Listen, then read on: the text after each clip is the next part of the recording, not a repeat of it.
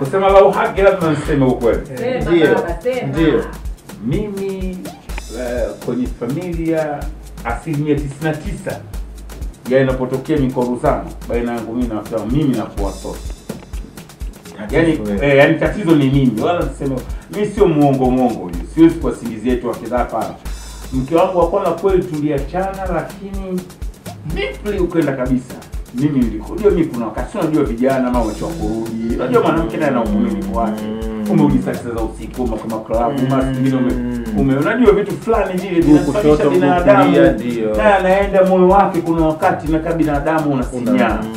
Hata shida ya mwanamke anapo revenge wewe ndio ukaona kama unafanywa vibaya au anapokujibu sio kwa revenge ndio kujibu.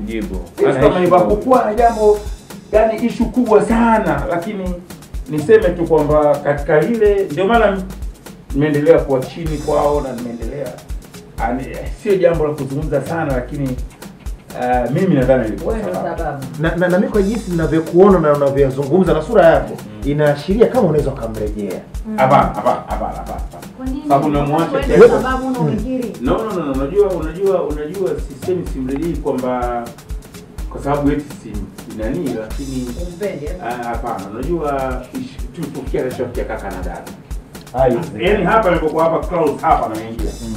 Yaani hapa naingia na message ninasoma message yake ya Ijumaa karibu. Ushaelewa level hiyo mnafikia kaka na dada hivi. Yaani sio kwa maana ya lakini haji unanipashana kidogo kaka na dada kwa sababu mmezaa na tuna watoto wakubwa na wewe una moyo wa unyama. Unanifahamu vizuri bwana. Una tofali kusema kwamba mgumu kiasi. Kwani hamtaki habari za Simba? Mangani hizo zinakuchosha. Zinachosha ninapokuwa maeneo ya haya hawaje kusikia ukizungumza haji. Haya kwamba mmeachana lakini ni kama kaka na dada. Sasa na mke mmoja mke wangu mwingine. Ngoja nikwambie kitu. Haji bwana kuna swali tumewahi kujiuliza swali hilo. Hivi watu waliowahi kuwa wanandoa na kuzaa mtoto wakaishi pamoja wanaweza kubadilika kuwa kaka na dada?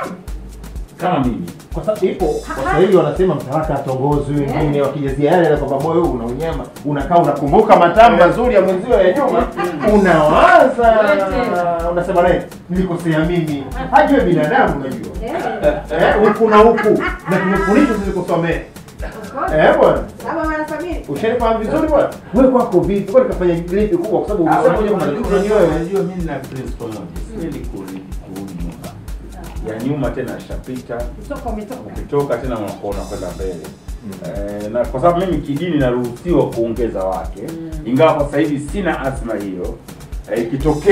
Ikitokea kuongeza mke lakini sio kurudia, lakini kwa sasa hivi sina azma. Na mke wangu yule sasa hivi ananipenda, ananijali, ananipa ninachotaka, ananifanyia ninayotaka, ana majibu mazuri, anakaa na watoto wangu sababu watoto ni watatu wawili kwa mke mkubwa wote anaishi nao kwa wema.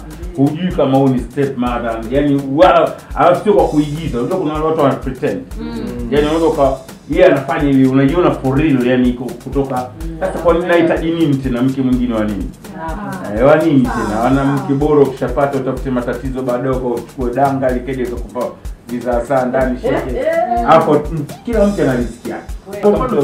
Wewe uliamua kuongeza mke wa pili kwa kuzingatia nini? Unajua nilikuwa na cheat.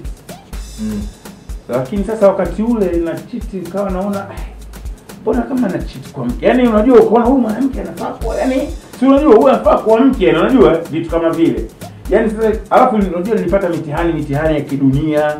Wakati sasa mwanamke anakuvumilia wakati mwanamke wa pembeni. Yaani unajua kuna vitu fulani vilinisababishia nione huyu anafaa kuoa.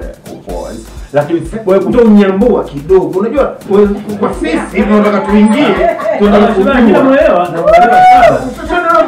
Mimi natamani bwana Wanara ingia kidogo njoo kwa tunaotamani kuongeza mke tujue. Ndio maana tunajua Simba ilipochukua ubingwa